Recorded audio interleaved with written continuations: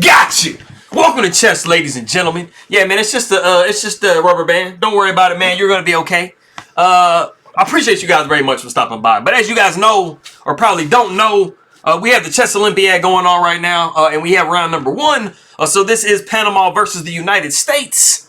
So I do have Roberto Alvarez from Panama, and this is Wesley So, originally from the Philippines, but repping the U.S. as of now. So all of my people that are coming from the Philippines, I will say maraming salamat. Anybody who is coming from Panama, I will say muchas gracias. I appreciate you guys very much for stopping by. But if you guys are ready to go, let's take a look at what we got for this game, son.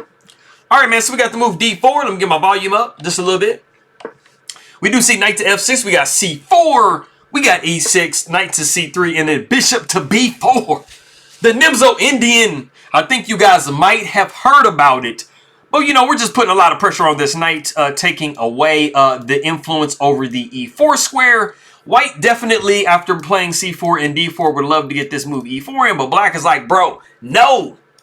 We're not doing that, son. We do see the move E3. We got to prepare E4 coming up. We got castles by black. Bishop goes to D3. So you see we're constantly, as white, building up pressure against E4. And then we do see D5. And Wesley So is continuously saying, bro, I see that you're trying to do E4, but I'm not letting you do it, son. We got knight going to F3. We got pawn taking C4, and then bishop takes C4. And for those of you that have watched my videos in the past, and I talk about like bishop taking here and then getting double pawns, and generally you're thinking, oh man, double pawns is bad. It's actually not bad because, you know, this is one of the ways that the structure is fixed. So obviously, if you have this pawn right here, you know, you see your structure is going to be good. And then the other one is you taking on D5 yourself, and then everything is everything. We do see C5. White has absolutely too good of a center. We cannot sit back and allow that. We got castles by white. Knight goes to C6. We got the move A3. We're asking the bishop, you know, what are you trying to do, homie? You're kind of sitting there in my kitchen. I need you to get out of there, bro. Unless you're going to cook something good and I'm going to eat. Bishop goes to A5. We got queen to D3. We do see the move A6. We got rook to D1. We do see the move B5. And we actually have the move bishop going back to A2. Obviously, you guys can see that you pretty much just have like 2 moves here. You have bishop to B3 or you have bishop to A2. Unfortunately, bishop to B3 just allows this fork right here. And you are dead in the water. But we have actually reached a position. Black has a very nice positional move that they can play. Little quiet move that they can play. So if you want to pause the video and try to guess and see what move that is, go ahead and do so.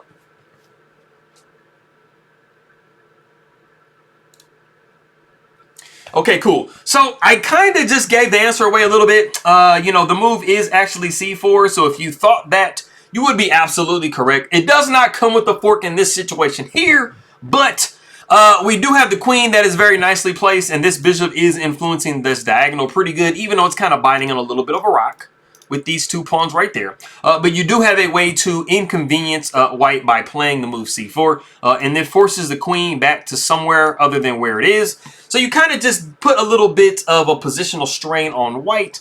So if you did guess the move C4, I mean, you know, you're pretty gangster, bro. Like, I congratulate you. But like I said, you are blunting this bishop a little bit, and you're forcing this queen to, let's say, like maybe like queen C2. You would be looking at bishop B7. And look at all these pieces over here on the queen side, and look where the king is. And it's just like this knight. It's just like the Lone Ranger. He's like, don't worry, I'll protect you myself. Anyways, we go back to what we had in the game. After we see bishop to A2, we did not see that. We actually just see bishop to B7, which is, I mean, it's a legitimate move in its own right.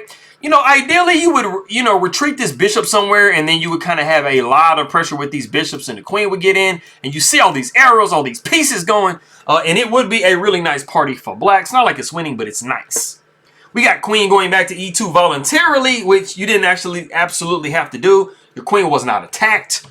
We do see pawn taking D4, pawn taking D4, and then we actually see the novelty of the game, which is bishop takes C3. Now, this is not a bad move by any means. After we see bishop taking, we see pawn taking, and you have kind of strengthened up your center here. You know, before you kind of had this isolated pawn that you have to kind of babysit, but bishop taking does allow things to be just a little bit, you know, firmer, like a little bit stronger. So, I mean, you don't really have as many worries. We do see knight going back to E7, and this is opening up the bishop on this diagonal. You're going to put this bishop on this diagonal. You got to kind of let it get open, son. So we do see the move c4 here. Now, this move is trying to improve the position of our bishop that's sitting over on a2. So the pawn takes and we got bishop taking. And I mean, arguably, this is a much better square for the bishop than way back here. And you are putting a little bit of pressure on a6 as well. We do see knight going to g6. We see knight up to e5, and then we see knight to e4. And knight to e4 is actually somewhat significant. It doesn't seem like a really crazy move, but it's threatening. It has two different implications. Number one, you are threatening knight takes, and then the only thing you can do is take back with the pawn. So you have that, and then you also have knight to c3, forking these two pieces. So you kind of have to do something right now. So we do see knight taking g6, pawn takes g6, and then bishop to b2 is right in the way to make sure that you cannot go this move, because it will not be a nice day in the neighborhood, as Mr. Rogers used to say, if you did allow knight to c3 to come. We do see rook going to e8, and it doesn't look like much now. This rook is opposite this queen.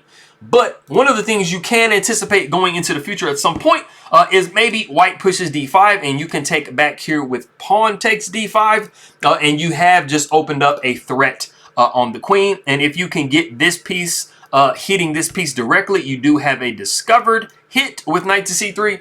So it's just kind of some stuff to think about. We got rook a to c1. We got queen going down to b6. And this move generally is just kind of pressuring this diagonal. And it is also hitting this b2 point. So it is tying the queen down to the protection of bishop to b2.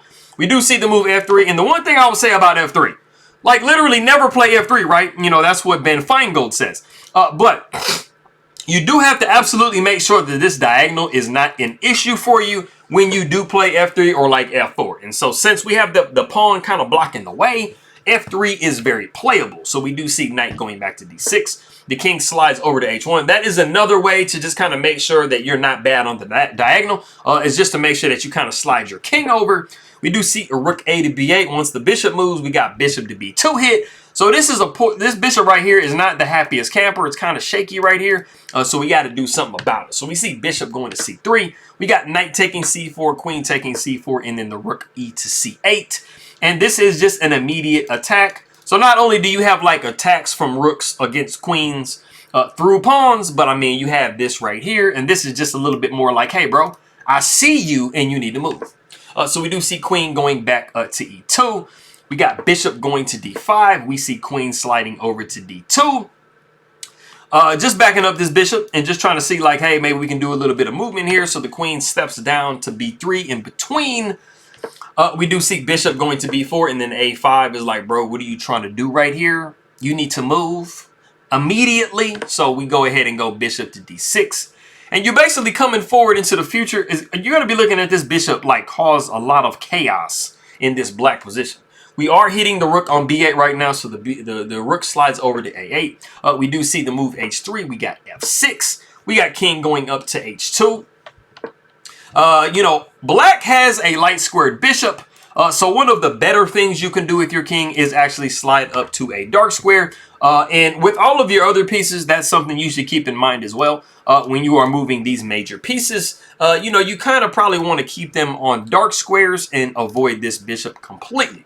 We do see the move g5. We got the rook taking c8 with check, rook taking c8. We got the rook over to c1, just encouraging some trades all the way down. If you are Alvarez in this position right here, or like in this game period, he is actually 2,300 and Wesley So is 2,700. So he's like 400 points, kind of like giving Wesley So 400 points. So, I mean, it is not a bad thing for him to try to go into like some drawing lines because that is a huge rating boost for him. So, I mean, why not? We do see rook sliding over to d8. The bishop goes to c7, harasses this rook now. The rook slides over to a8. We do see bishop back to d6. Queen goes to b6. And then we see the bishop.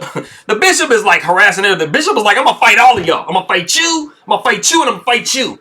Get out my face, bro. Look at this, man. Bam. Anyways, we do see queen going up to b7, getting on a light square. The rook goes up to c3. We got a4. We got queen down to c1. And this is a pretty nice battery if black sits there and does nothing. But this is Wesley So. Malaka see Wesley So, right? So we got rook to c8. We got bishop down to d6. We got bishop up to c6. We got bishop to g3. Bishop up to c7. And then we actually see rook takes c8 with check. and we have actually reached a draw by agreement. I'm pretty sure that's how it went down.